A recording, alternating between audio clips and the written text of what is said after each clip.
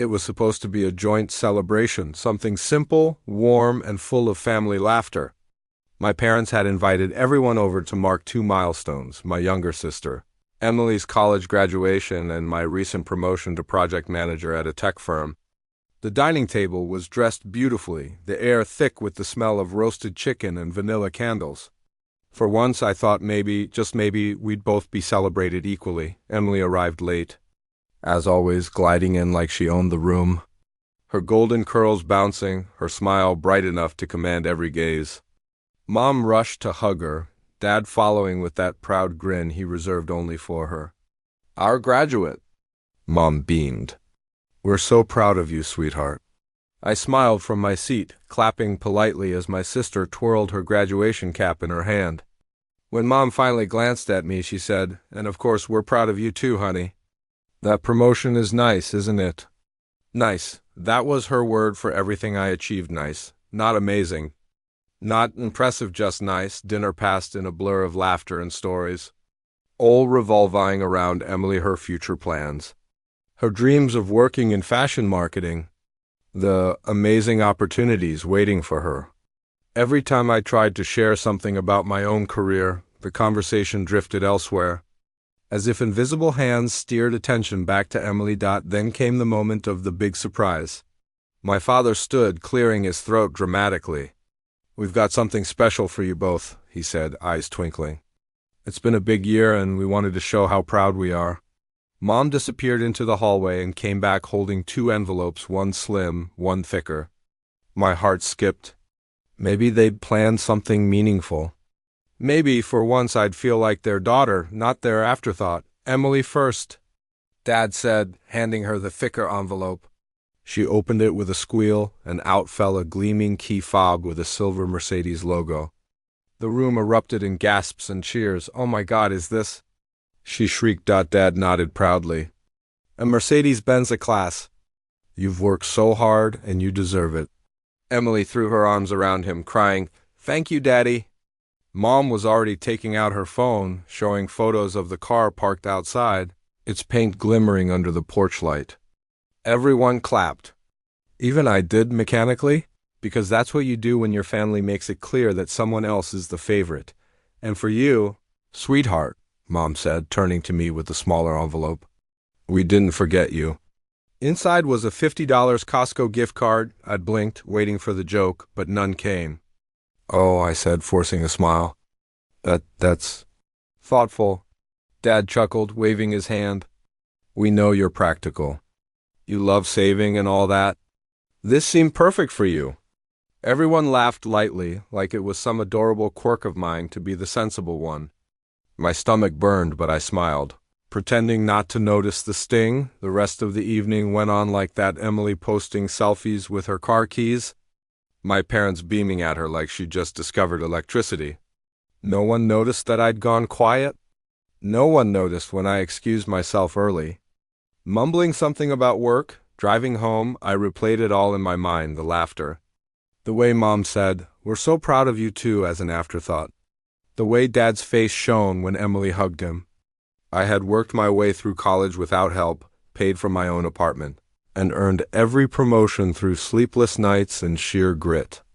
Yet here I was, the forgotten daughter with a $50 card, applauded for her practicality instead of her perseverance. As I sat in the dark parking lot outside my apartment, the weight of years of small humiliations pressed down on me. The Mercedes wasn't the problem, it was everything it symbolized. I realized something that night. I had spent my whole life trying to earn their love. But maybe the real power wasn't in earning it anymore, it was in no longer needing it, and that thought, quiet but sharp, was the spark that would change everything that came. Next, the night after the celebration, I couldn't sleep. I lay awake, staring at the ceiling, the faint hum of city traffic filling the silence. The image of that Mercedes key fob glinting under the chandelier wouldn't leave my mind. I told myself it was silly to care, that a car didn't define love, that maybe my parents had their reasons. But deep down, I knew better. It wasn't just about the car. It was about a lifetime of being the second choice. I Started remembering all the moments that built the quiet resentment now sitting heavy in my chest. When we were little, Emily was the delicate one. She got sick often, so Mom hovered around her like a bodyguard, fussing over her meals, her clothes, her every sneeze. I, on the other hand, was the strong one. That meant I was left to pack my own lunches, walk myself to school, and get used to being told, "You'll be fine, sweetheart, you always are." Birthdays were the same story. Emily got parties with balloons, themes, and all her friends from ballet. My birthdays were usually a joint cake after dinner if my parents remembered on time. They always had an excuse. "We're just so busy this week," Mom would say, handing me a last-minute card. "You're older now, you understand." I was 8 the first time she said that. School didn't change much either. Emily struggled with her grades, but instead of scolding her, my parents hired tutors and praised her for trying her best. When I brought home straight A's, Dad barely looked up from his laptop. "That's great," he'd say, his tone flat. "Keep it up?"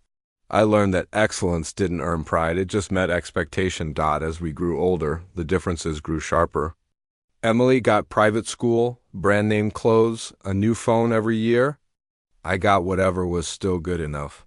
Even our rooms told the story. Hers painted lavender with matching furniture, mine a leftover mix of hand-me-downs.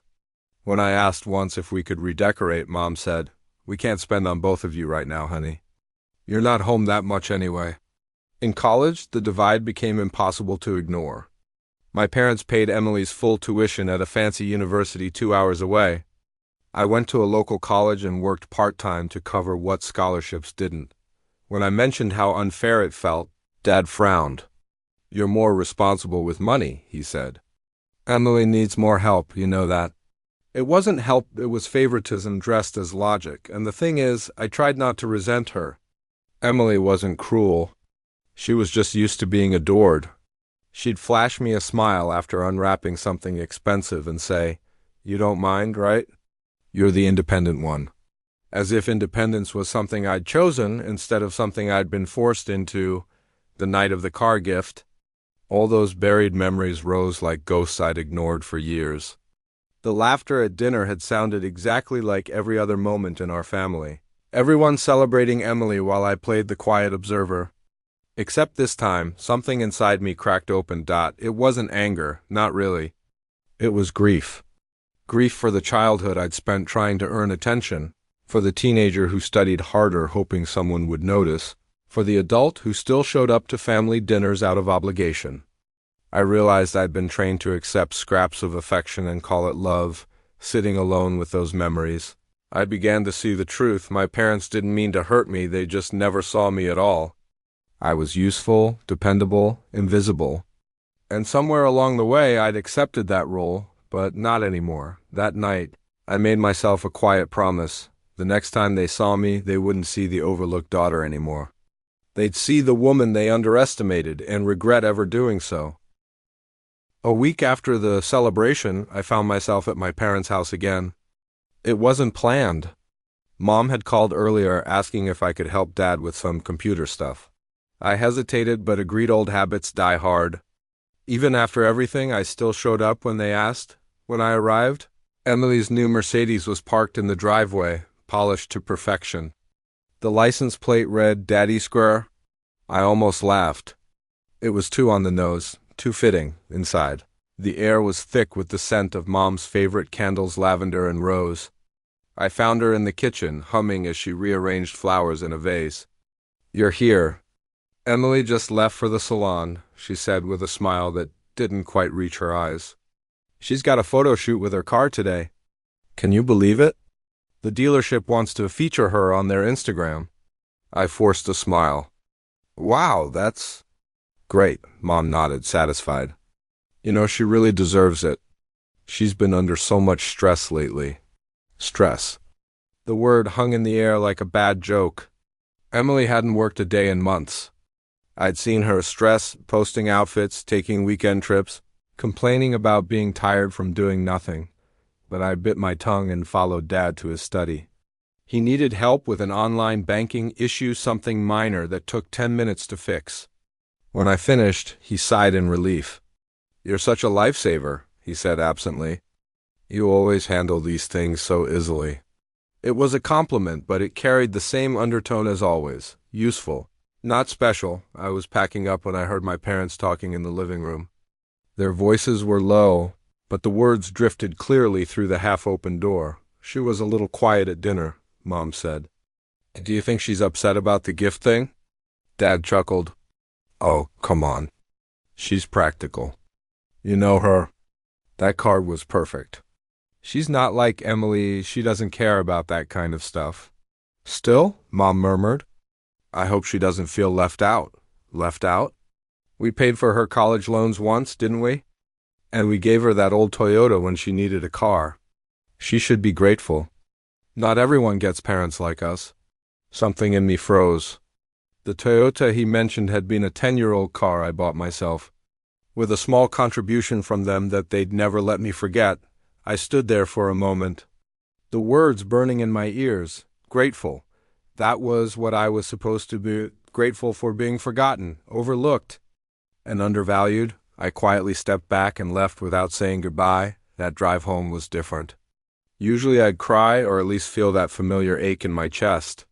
But this time I didn't. I felt calm, detached, as if something inside me had finally clicked into place. For the first time in my life, I realized that I didn't have to keep proving myself to people who had already decided I was lesser. I didn't have to keep showing up, keep smiling, keep forgiving. I could choose myself instead. That night I sat at my kitchen table, opened my laptop, and stared at a blank page in a new document. At the top, I typed the name of the project I had been dreaming about for years, a business idea I'd never dared to start because I didn't think I was good enough. As I stared at those words on the screen, a spark of determination ignited. It wasn't about revenge. It was about power, the kind that comes from no longer needing approval. I didn't know exactly what I was building yet, or how long it would take, but I knew one thing. The next time my family looked at me, they would finally see the person I had always been, and they would regret that it took them so long to notice. I threw myself into work the next morning with a fire I hadn't felt in years. But this time, it wasn't about climbing the corporate ladder or earning another polite, "good job," from my parents. This was for me and only me. After that night, I made a decision. I wasn't going to wait for someone to give me what I deserved. I was going to build it myself. The idea had been sitting in the back of my mind for a long time, a platform that connected small, women-led businesses with clients seeking ethical, locally made products. It combined everything I cared about: technology, fairness, and giving visibility to people who were often overlooked like me. In the beginning, it was rough. I worked full-time at my job and spent nights building the site, researching, reaching out to small business owners. My apartment became a mix of coffee cups, sticky notes, and late-night determination. Friends invited me out, but I always said no. I couldn't explain it, but something inside me told me this was the thing that would change everything. Meanwhile, my family carried on as usual. Emily posted endless pictures with her Mercedes, brunches, and vacations. My parents flooded the comment sections with heart emojis. When they called me, it was to ask for tech help or to brag about Emily's networking opportunities. "Don't work too hard, honey," Mom would say. "You don't want to end up alone with your laptop." I smiled through the calls, but deep down, I knew I was finally building something that mattered, something that didn't require their permission to exist. Months passed. The platform slowly gained traction. Small business owners began joining, first locally, then from neighboring cities. A journalist stumbled upon the project and wrote a short feature about it. Within days, the traffic exploded. Orders doubled, then tripled. Suddenly, I wasn't just a practical daughter anymore. I was an entrepreneur. I remember the night the first big investor reached out. I sat in my small kitchen, staring at the email in disbelief. They wanted to fund expansion, help me scale nationwide. I didn't cry. I just sat there smiling quietly, realizing I had done it. I had built something from nothing. The irony wasn't lost on me. While Emily was posing next to a car she hadn't earned, I was driving a company that was now worth more than that Mercedes 10 times over. Still, I didn't tell my parents. Not yet. I wasn't hiding it out of spite. I just didn't want to give them the satisfaction of claiming they had supported me all along. I wanted them to find out the same way the world would when my work spoke for itself around that time. Emily's perfect life started to crack. She had left her marketing internship, convinced she could become an influencer full-time. But sponsorships dried up and expenses piled high. One evening she called me crying. "I don't know what to do," she sobbed. "The car payments are killing me, and Mom and Dad say they can't help anymore." For a moment, the old part of me, the one desperate to be the good sister, wanted to step in to fix things. But I didn't. Instead, I offered her advice, not money. I told her about budgeting apps, side gigs, and financial discipline. She thanked me between sniffles, not realizing I was teaching her what life had already forced me to learn the hard way. As I hung up, I didn't feel triumphant. I felt free. For once, I wasn't defined by how much I gave or how quietly I endured. I was standing on my own foundation. By the time my platform hit its 1-year mark, I had a team of 10 employees and several media outlets requesting interviews. And every time someone asked me what inspired me to start, I gave the same answer. I just got tired of waiting for people to see my worth. So I decided to show them instead. Little did I know, the moment of revelation, the one that would shake my family to its core, was right around the corner. A year and a half later, my parents invited me to another family gathering. "Just a small dinner," Mom said on the phone, her voice light, practiced. "Emily's coming home for the weekend. It'll be nice to have you both here again." I almost said no. The last dinner had left scars I wasn't sure had healed. But curiosity won. I wanted to see them, to see if anything had changed. So I agreed. When I arrived, the house looked the same, perfectly kept. Overly floral, every corner screaming of a family that cared deeply about appearances. Emily's Mercedes was gone. In its place sat an older Honda, the kind you buy when dreams of luxury meet reality. Inside, Emily was already seated at the dining table. Her hair was shorter, her clothes more modest, and there were faint shadows under her eyes. The confident gleam she used to carry everywhere was gone. "Hey," I said softly. Taking a seat across from her, she looked up, forced a smile. "Hey," Mom came bustling in with a tray of appetizers. "Isn't this lovely?" "The girls together again," she said, her voice a touch too bright. Dad followed with wine glasses, humming as if everything were perfect. But beneath the cheer, I could sense it, the tension. Something was off. Dinner began with small talk. Dad asked about my tech job, clearly unaware of what I'd been doing for the past year. I just smiled and said things were busy. Then came the inevitable topic, Emily.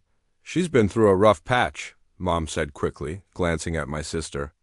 "Some financial trouble. The influencer world isn't as easy as people think." Emily sighed.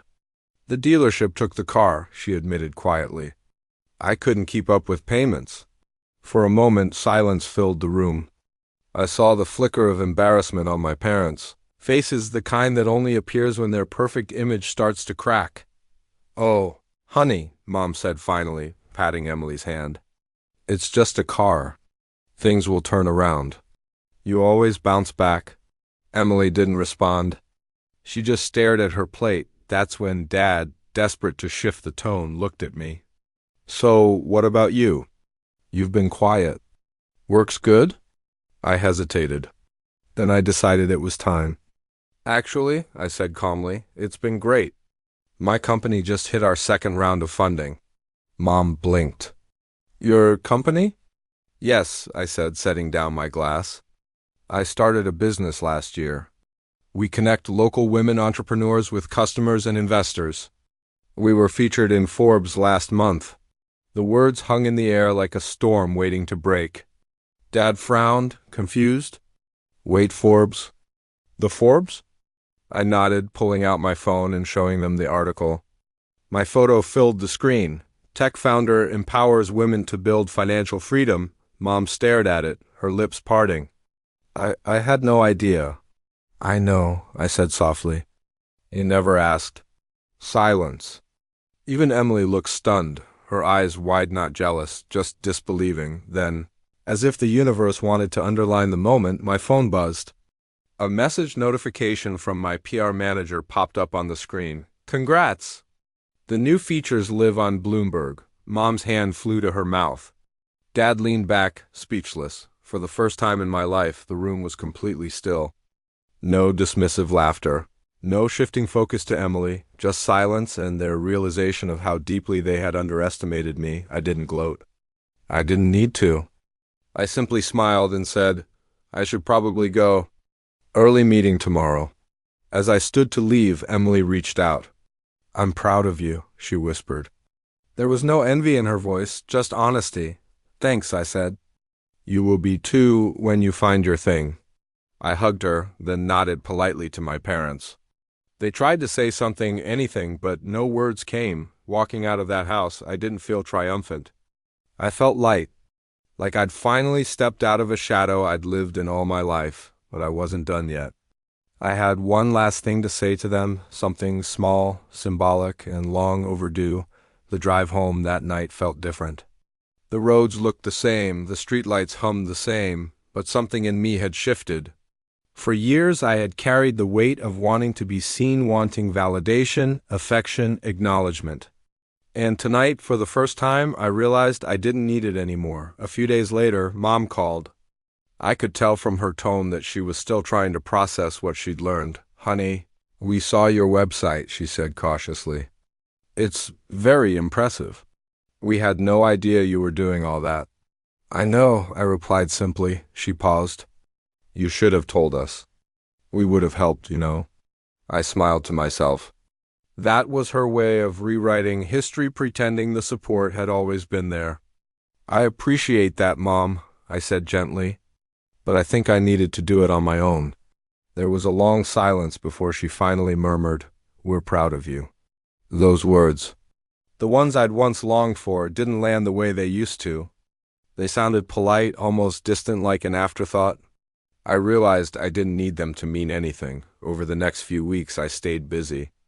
My company had just secured its biggest partnership yet, and every hour was filled with calls, contracts, and decisions that would have once terrified me. Now they energized me. I wasn't a quiet, practical daughter anymore. I was the woman who had built her own empire from scratch, and yet, as the weeks passed, a small idea began to form one final act. Not revenge, not cruelty, but closure. A symbol of how far I'd come, and how much I'd outgrown the little box my family had tried to keep me in. So, one evening I stopped by a store on my way home and bought a $50 gift card. The exact same kind my parents had given me that night. The night everything had changed. I slipped it into an envelope along with a short handwritten note. Dear Mom and Dad, I wanted to thank you for teaching me the value of independence. It wasn't always easy, but it shaped me into who I am today. Here's a little something for you both. It's not a Mercedes, but I figured you'd appreciate something practical. With love, your practical daughter. The next day, I dropped it in their mailbox and drove away without looking back. A few days later, my phone buzzed. A message from Dad. We got your note. Very funny. You've come a long way, kiddo. We're proud of you. For once, there was no trace of condescension in his words. Just a quiet acceptance, maybe even respect. And that was enough. I didn't respond right away. Instead, I stood by my apartment window, looking out at the city lights. The world outside felt bigger now, full of possibility. I wasn't the invisible daughter anymore. I wasn't chasing their approval or anyone's, sometimes. I thought about Emily. We talked more these days, not as rivals, but as two women finally learning who they were outside of their parents' expectations. She'd started freelancing, finding her footing again, and when she sent me a sample of her new work, a brand consultation proposal, I helped her edit it. Just like an older sister should, healing didn't come from payback. It came from peace. That $50 gift card wasn't meant to mock them. It was a mirror, a small symbolic reminder of what they'd once thought I was worth. And now it stood as proof of how wrong they'd been. I smiled, placed my phone down, and turned back to my desk. My calendar was packed, my company thriving, my heart finally quiet. They had given me a $50 gift card once, But what they really gave me was motivation, and they never expected what I'd do next.